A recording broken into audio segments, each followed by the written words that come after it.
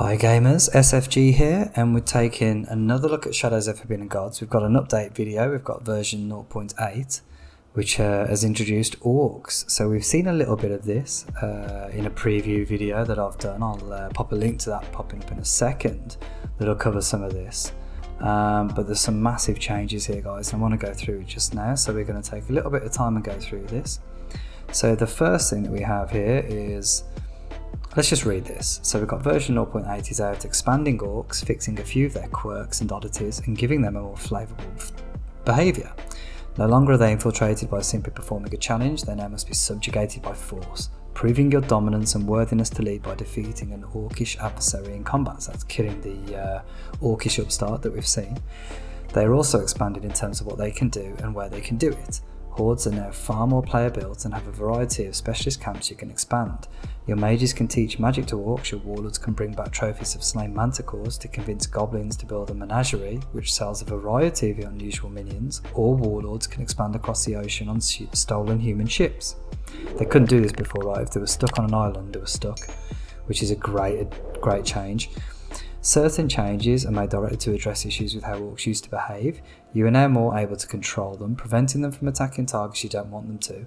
While holding the banner taken from a fallen orc upstart, you can now lead them to war, letting you deliberately target them as opposed to simply hoping they would opportunistically attack weakened foes on their doorstep. So this is how they used to act, and obviously this has been changed, which is great. I love this change. Such a huge change the way you can actually direct orcs, right? The archetypical evil nasty race, right? And finally we can actually direct them and control them and send them where we want them to go, or if you don't want them to go anywhere, keep them at home and wait. Finally, the orcs colonization ability allows you to take over human city ruins or settle distant shores. This should provide a far smoother gameplay experience for the fans of the classic fantasy evil species, which it does, 100%.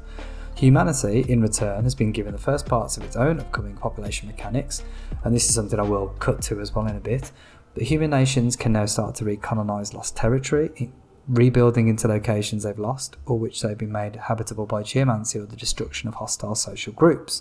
So if they destroy orcs, they can colonize the orc settlements just as the orcs can do it back, right? So it creates this back and forth dynamic, which is far better. This is the AI now, this is humanity, right? The people themselves are also more dynamic and will try to flee locations of war or famine to seek shelter in safer locations. So there's refugees, and I'll cut to a clip of that in a little while. Both these mechanics will be expanded in the future, which will lead to emergent gameplay opportunities both in the normal game and in the planned endless mode. The ultimate goal is for the world to be a living thing, able to rebuild from your devastation and recreate a new human civilization from just a few scattered survivors. The UI in general has been improved somewhat with the introduction of window mode, tab to switch tabs on the right, so you can cycle through challenges, quests, various locational screens if you like with tab, hand panels, small challenge view option. I'll cut to that as well. I love that, such a small change but so good. Click to jump to hero motivation location, and a few other changes. More UI work is planned imminently, which will hopefully streamline the game experience yet further. So here's the changes in detail. We're going to go through these now one by one and just cover what's been changed, guys. So let's take a look at these. We're going to start then with gameplay, so let's take a look at these changes here, and I'll cut to clips where appropriate, or if we've already covered them, there's a link obviously that came up earlier so you can look at the orcs. So gameplay. Battles can now have battle effects which amplify or harm the side they're applied to. We've seen this already in the orc video, so if you have a look at that you can see the effect of orc spell twisters, I think it is, and also magic in there too. Orcs can now spawn orc upstarts who lead raids against humans. Killing them gives you a banner and you can use to call the orcs to war and suppresses their independent action. So we've seen this as well. This is in the orc update video that I did, the preview. Orc armies now spawn from any fortress, but only drawn from their location and neighbouring orcish industry instead of horde-wide. So what this means is, when you're making the orcs more efficient, when you're increasing the orcish industry, previously you could increase it at various locations and the singular army that would be made from that nation would be powerful as represented by the orcish industry across it in its entirety. Now what happens is each fortress will spawn a separate army, which is really useful by the way, so you can have multiple armies, but their relative strength will be based on the their own and their neighbouring locations' orcish industry, and only that, right? So ideally you want fortresses, a fortress, and then one spot away blank, and then another spot, another fortress, if that makes sense, in order to maximise the efficiencies there. Orc camps can be turned into orc fortresses by agents, we've seen this. Orc camps can be turned into orc mage camps by mage agents, we've also seen this, to make the spell weavers, or spell twisters, whatever they are, who buff their army's side in battle. Orc camps can be turned into menageries by bringing a manticore trophy. And we haven't seen this, so I'm going to cut to a clip of this where we can see exactly what happens when you get a manticore head. So as we can see here, to find the manticore head, we need to go to our modifiers. We click on the Wandering Manticore there, it highlights it. Click on the location, and then agents or heroes can complete a task to kill the manticore. Note that it has got danger, so it can cause damage to our agents, or indeed our the heroes that try to kill it as well. So that's what we need to do, that challenge there, to get the manticore head. We then take the manticore head to an orc camp. We use our gold. I think it costs 70 gold, and then we can build a menagerie, and that's how you get a menagerie in the game. So reduce secret requirements for blood magic. This means that blood magic is we skipped one. Manticores added as wandering monsters for humans to fight. So again, as I've just mentioned there, we can use manticores can be killed also by heroes, not just our agents. Reduce secret requirement for blood magic. So blood magic now is a lot quicker to learn. It's less powerful probably directly, but it is a lot quicker for agents to learn. So the requirements to learn the first level I think is 1 secret rather than 2.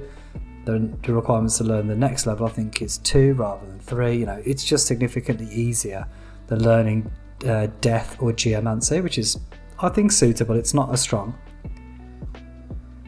Added a battle effect, geomantic support for mages on both sides to buff their forces. So this is for armies again, so this is one of those battle effects talked about at the start there. So any mage could do a spell called geomantic support that buffs an army that's nearby, which is really, really useful. I love this. I love this whole dynamic of being able to get mages to influence on battle as well.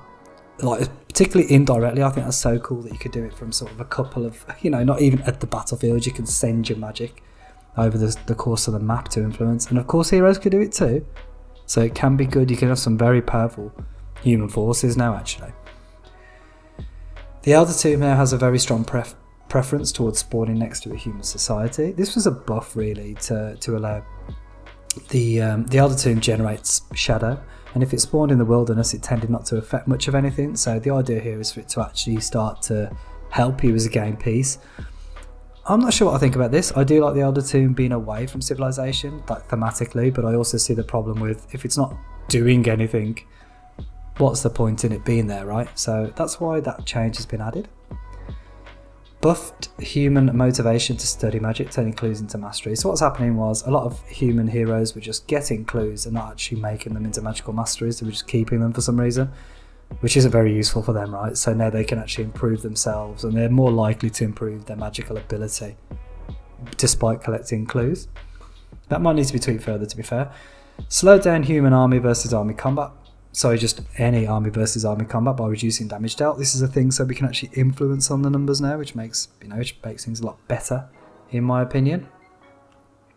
So we can actually change what's happening. We can attack the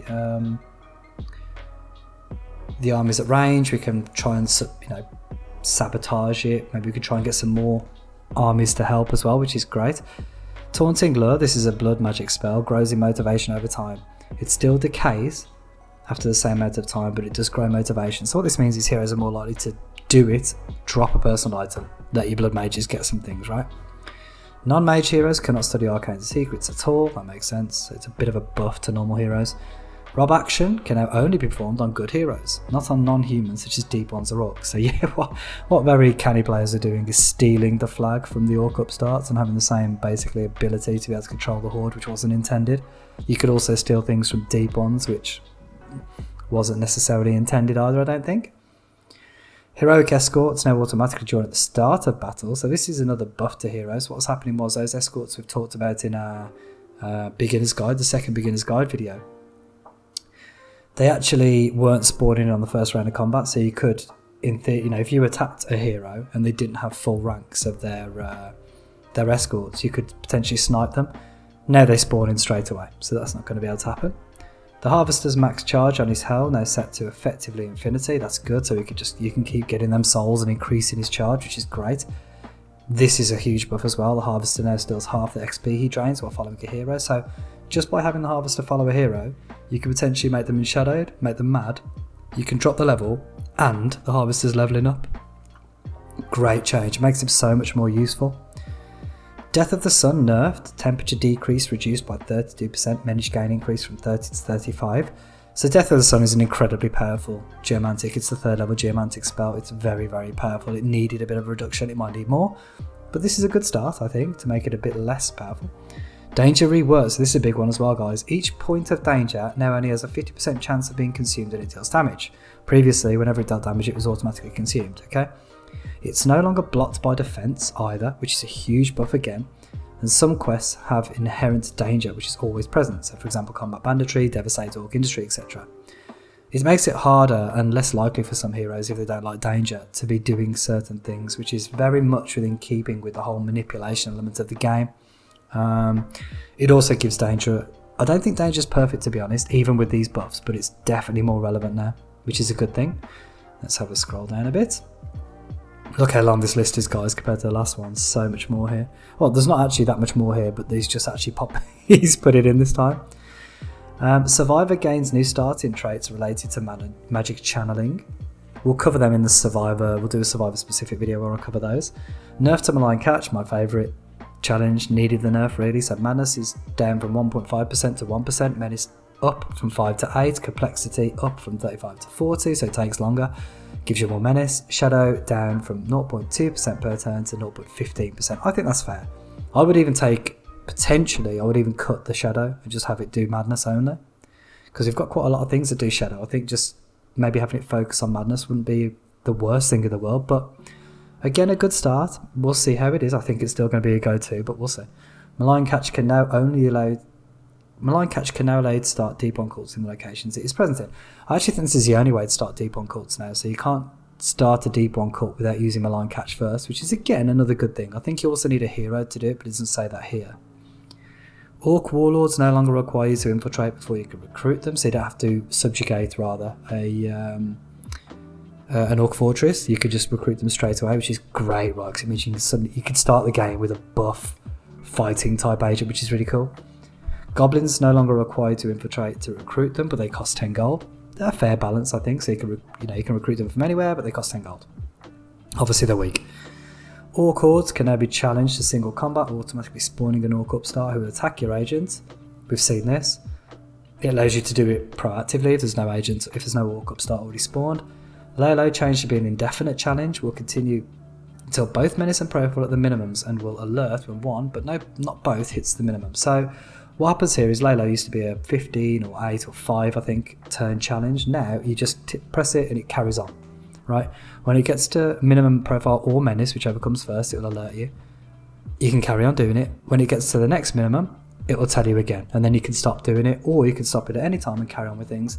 It makes it quite interesting actually, because you can lay low for 3, 4, 5 turns, and you can become, you can drop your menace as you need to. So it does change things up quite a bit. It makes it much more of a useful tool, I think, for players. Orc Spell Twisters can now be recruited as minions from an Orc Spell Twister camp. I didn't see this. I'm not sure if this is actually in. When I made a Spell Twister camp, I don't think I could recruit them as minions. I could be incorrect, but I don't remember seeing them. We might have a play with this and I'll check to see if you can. But if it's in there, I'm guessing it's in there. Just put it on here as Bobby. Web Spinner minion available in the Menagerie can place webs which disrupt heroes who walk over them. Okay, so we've got another bit of Menagerie stuff here. What I'm going to do actually on the Menagerie is I'm just going to have a little bit of I'll play a video and we'll cover what happens with the Menagerie, what different things we could do there, and effectively what it does. So I'll do another video on the Menagerie that I'll play right now. So once we've built a Menagerie, let it look like this. As you can see, this what was it? Manticore. This Manticore head here. So we can recruit a few more minions for our agents. The first new minion that we can recruit, it's a Goblin Infiltrator here. They're pretty weak. They've only got 2 health and 1 attack and defense. They also cost 50 gold and 1 command to use, that I think is quite heavy.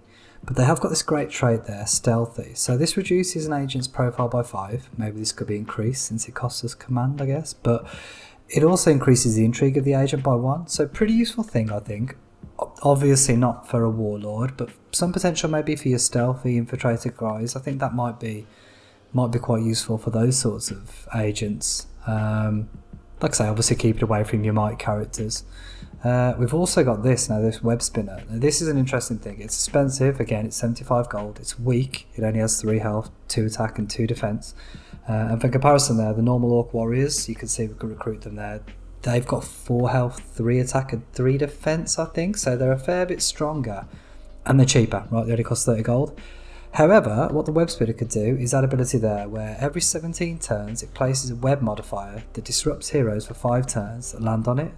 So that's pretty funky, I think. That's pretty good. Quite tempted to get one of those, to be honest. I think that's pretty cool. It's got some play where you can lock heroes down, perhaps. And then the final minion is this Razor Rat that costs 50 gold and uses 1 command. And what Razor Rats do is they've got 1 health, they do 3 attack, and they've got no defense, so they're very weak. Obviously, they die really quick. However, they've got that Urban Prowler trait there that increases the danger of questing the location for every 10 turns that the agent is at the location. It says max 1 there. I assume that means it can only do it once per location, or maybe it only increases the danger by 1 every 10 turns. I'm not sure. It's curious, to be honest. I might give this a go, actually. I think that's interesting because, as we know, danger is improved in this patch too. So that might have some play, I think, these Razor Rats. Now, I don't think this menagerie creates an army, which is a shame, perhaps, but I'm guessing it's like that for balance reasons, and there's obviously a risk, right? You know, you could build one of these, or we could build something that gives us an army, but we can always build fortresses and 12 spell twister camps, so I'm sure we'll work something out. Anyway, on to the rest of the notes. Okay, so welcome back. Ghasts now add shadow per turn and gain menace and profile per turn when performing their challenge, and stop when they reach 100% to reduce wasted turns. So multiple Ghasts used to do the same task, even if they didn't need to be, if that makes sense. So this is a buff. Also a little bit of a nerf because they gain menace and profile a fair bit quicker now, but it is... I think Ghasts are still very, very strong and they need to be looked at personally. They're a level 1 death magic spell. So use them if you're struggling in the game, guys. Get some gas out. They spread shadow. They're great. But do be aware they've been sort of slightly nerfed. Also kind of buffed, I think. Armies from locations which have been taken over by Ophanim no longer damage high menace units. Okay, so this sounds like a bug fix to me where Ophanim armies are damaging your own things, which doesn't make too much sense. Deep ones buffed, accelerated maturation bonus from 2% to 3%. Good. They're more difficult to create, so that makes sense. Deep ones no longer try to move to start or enhance a cult in a location with an army which could deal damage to them due to menace. So what was happening was Deep 1 agents were going into places and trying to make a cult, right? And then getting killed because there was an army there that was just killing them every turn and they didn't realise that that was a bad thing. So now they do. Split access vault into 2 challenges. So previously we could steal everything at a location with 1 challenge in very few turns. Now it's been split into 2. You can rob a ruler, which will take as much gold as you want and is a lot more profile and menace, or you could do subtle thievery, which is less profile and menace, but you can only take 35 gold. Okay, and there's no cooldowns as well, so you can do these repeatedly. So good changes. I love this change actually because it gives you a bit more granularity, makes the different types of theft a bit more realistic in my opinion. I think it should take longer to steal everything. It should be more risky, right? Because if you're emptying the coffers of a nation's treasury, to me that would generate a lot of profile and menace. You're like a super thief, right? So I think that's a good change. Ogres have been buffed, 8 to 10 health. The command cost has dropped, which is great. And they gave them a menacing trait, which adds 10 menace to the owner. That's, I think, all good changes. Added the Razor Rat minion to Menagerie, which increases danger quests in cities. We've covered this. Added Crow minion to Covens. I'm going to cut to a video which goes through these. They give you an XP buff. We'll cover that now. So from Covens, we can purchase Recruit Crows. It costs 35 gold, I believe. Yeah, 35 gold. They've got weak stats, 1 HP, 2 attack, no defense.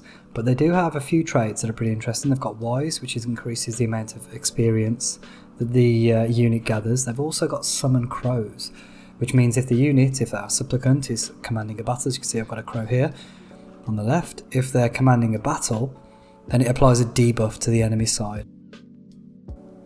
Hex is devastated by volcanic effects, will heal over time and return to normal terrain without heroes doing it, which is a buff really to heroes. In effect, it's a sort of pseudo buff to heroes and civilization in general. Humans can form outposts. This is huge actually. Humans can form outposts and build them into new locations, allowing humanity to recolonize lost areas. So if you conquer an area now and reduce it to ruins, humans can actually take it back. Eventually they need to fund it, but they can actually take it back, and it's really cool because I think the names that they generate are like based on the nation and the person in particular that funds them. And if that person is in shadowed, it will help you. It will be like one of your friendly sort of places. And it will also have evil, I think, at the end of it, which is really cool, I think. So humanity can actually start pushing back, right?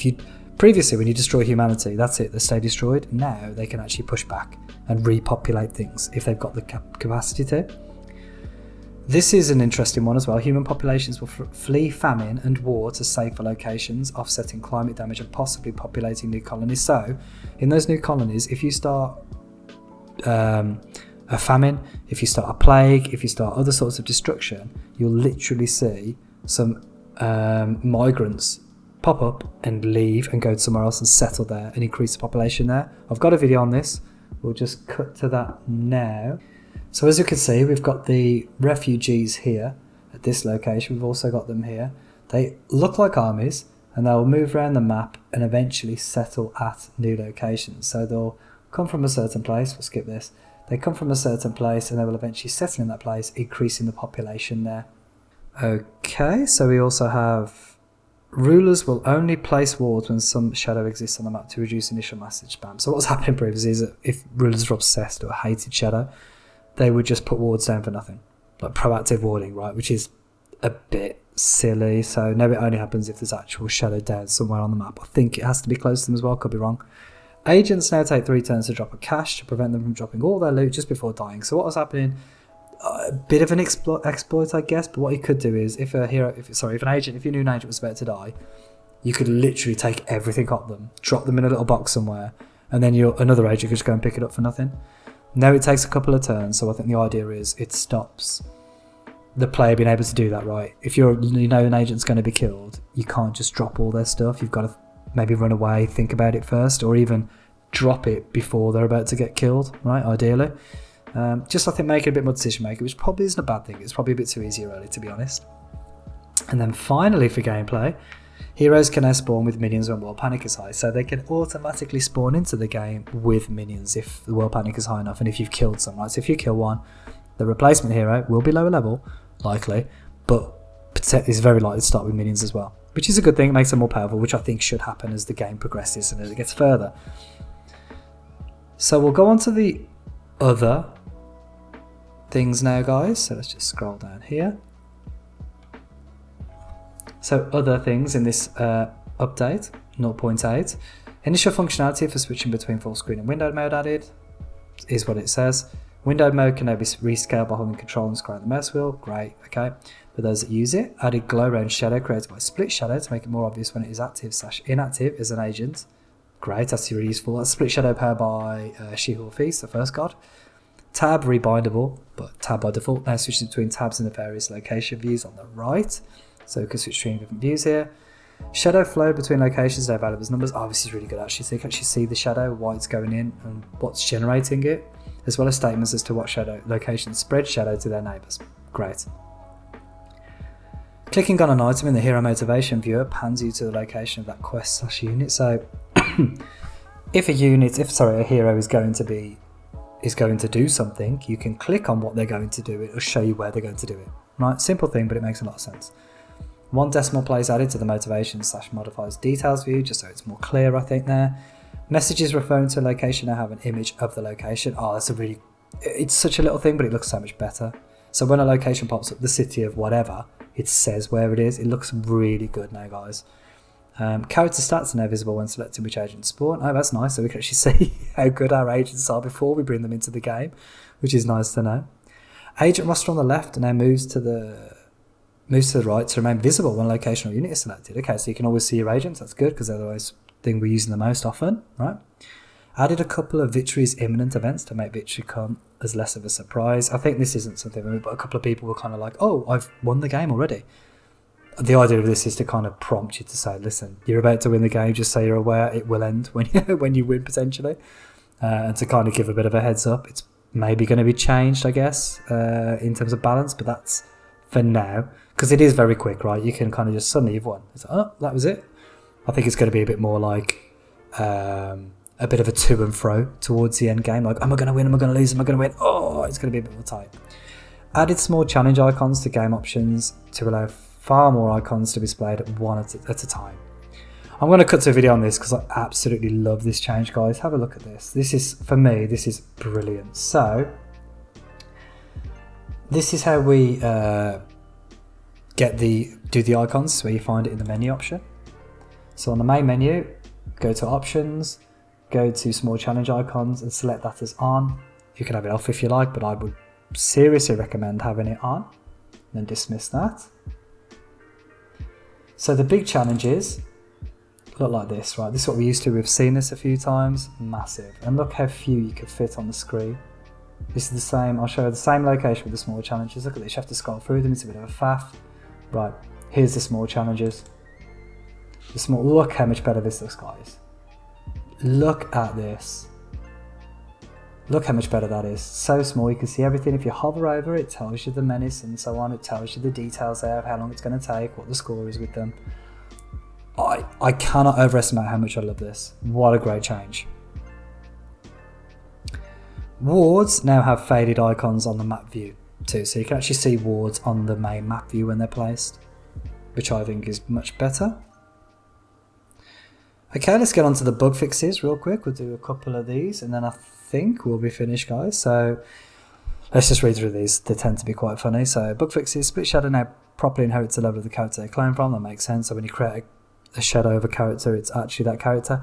Cloud senses now correctly cannot be used on the chosen one. Good, it said it couldn't, but I think you probably could. Bug fix related to bodyguard agent combat. Interesting, I'm guessing you could bypass it somehow. Split shadow now cycled through properly using Q&E switching keys. That's always seemed to work for me, but great. Oh, split shadow, sorry, I'm with you. So yes, that'll also be included. Courtier's cause scandal now displays the victim correctly. Perfect. Rather than just two pictures of the courtier, right? Military units can't trigger movement events, such as visiting the primal font. Okay, yeah, good. So you can't have armies triggering a movement event, which wouldn't make any sense. Magical knowledge now consumed properly. Previously wrong amounts of secrets are removed from arcane knowledge by studying magic. Good. Rather instead aren't able to heal to max HP each turn while in combat. That sounds like a required nerf, given how good they were, but yes, that makes sense. So they've probably got an upper limit to how much they can heal, right? In one combat round. Fix for Nerva's Dragonflower tooltip. I'm assuming it was just wrong. Bug fix to blood magic, wasting soul. No challenge progresses properly. Good. Fix Deepon's fund empowered challenge tooltips, presumably to be in keeping with the actual changes. Heroes will no longer try to warn Dark Empire or Ophanim of controlled areas. Another buff to heroes, so they're not going to start warning areas that are completely under control that, guess what, there's an evil god coming, and you're like, we know, we're evil. Deepons can't receive gifts of power if you have no power. Yes, obviously, that makes sense. Deepons won't occasionally have minus 25 or profile or menace. Yes, that's another thing that they shouldn't have. It should always be positive, right? Negative profile, imagine they can see you at less than the space you're at. Agents cannot pick an infinite number of traits to level up. Oh yeah, there was a problem with agents where you could just infinitely level them up and you had like a level 2 courtier or something that was like the best at everything, really super mighty, super infiltrate, just full stats and everything. The hero in the first tutorial no longer had preferences to avoid pacifists breaking the tutorial. That sounds like something that shouldn't have happened in the tutorial. I'm guessing they wouldn't fight you, that's why. Agents now level up when they reach the target XP, not when they go past it, greater than or equals to instead of greater than. I think some people managed to finish quests at exactly the amount they needed and it wouldn't level them up, which is a bit of a shame for agents. Agents can't continue their challenges if they engage in combat and retreat to a new location. That makes sense if they move, yes. Heroes will no longer hate agents for doing zero menace challenges. Again, that makes total sense. Bug fix relating to formation of alliance. Crushing game if a ruler was dead. Good. No more crashes, we like that. Necromancy spells can now be cast in empty locations properly. Good. You can no longer attack heroes who are in combat. good. That's massive, actually. So, right, what you could do in the past is if a hero attacks you, you could attack them first, just so you got the first hit right. Really sneaky. I hated it. It felt so cheap to be like, oh, they're attacking me. And I'll be like, guess what? I'm attacking you, son. And then they run away. Now, if they're attacking you, they get the first hit. There ain't nothing you can do. That's actually a really good change, I think, and needed. Armies disengaging from combat now don't risk them being involved in 2 combats at once. Oh, this is a weird thing where I think, yeah, you could have an army in 2 places at the same time, particularly the snake, she who will feast. Rulers who abdicate one of the call of the abyss when they feel the call as a hero rather than being unexpectedly cured. Oh, okay, good. That's a nice bug fix. There's one thing that isn't in here that I know has changed, and I'm going to cut to a quick video of it, and it's regards to resting and resupplying. Agents can no longer rest and resupply. Certain agents can no longer rest and resupply in certain locations, so I'll cut to that real quick. Okay guys, so something that's interesting to me that I didn't realise, but certain agents can't rest and resupply at certain locations anymore, which I think is great. I think it's very fitting. So if we look at our warlord here, Warlord Hoax, we can see that he can't rest at this village, and I'll show you because he is an orc. So an agent, undead and orcish agents can't rest and resupply at certain locations, which I think is very interesting. I think it's really good, and I think it's a great addition to the game. Right, so now we've finished that. We are through with this, guys. Yet again, 0.8, another absolutely massive patch here. So there's so many things that have changed, so many big things. Orcs completely redesigned, lots of new minions, new mechanics as well, right, in terms of how heroes interact, how you interact with the orcish upstarts, how you interact with orcs, even the vault things. You know, stealing is now not completely, but quite a bit different. Really positive. I love these changes. I'm sure there's stuff that isn't included on here, by the way, guys, but you know, let's just go through this. This is probably already a super long video. Yep, it's super long, so let's stop it there. As always, thank you for watching. I hope this has been of interest. If you like what you see, please do subscribe. If you'd like to see more, if you like what you see, hit the like button. If you'd like to see more, please subscribe, and fingers crossed, I'll see you on the next video. Take care.